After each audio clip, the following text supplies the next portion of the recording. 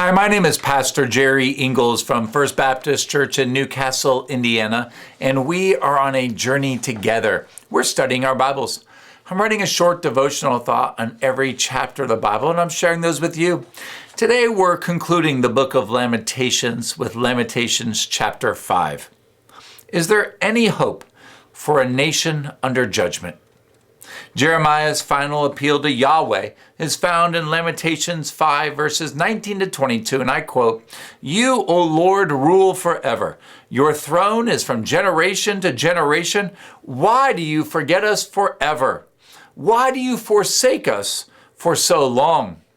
Restore us to you, O Lord, that we may be restored. Renew our days as of old, unless you have utterly rejected us and are exceedingly angry with us." The prophet oscillates between faith and fear, fluctuating between hope and despair.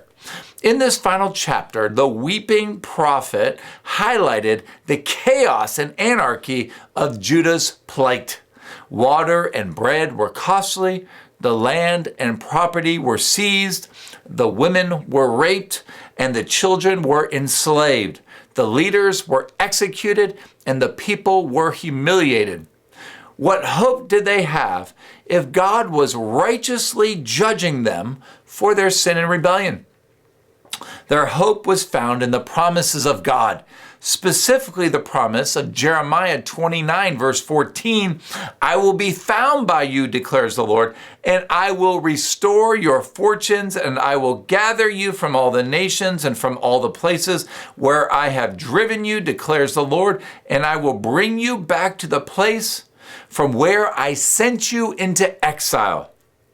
That's why the despondent prophet cried out to God, "Restore us to you, O Lord, that we may be restored. Renew our days as of old." What's amazing, especially if Jeremiah was the one who wrote Lamentations upon the destruction of Jerusalem, that Jeremiah himself in this Lamentations 5 passage was hearkening back to the promise that God had given him for the people in exile in Jeremiah 29. I love that context. I love how we can see the connection between these books. This faithful man, in his forlorn state, invoked the promise of God, which had been written in a letter for the exiles in Babylon.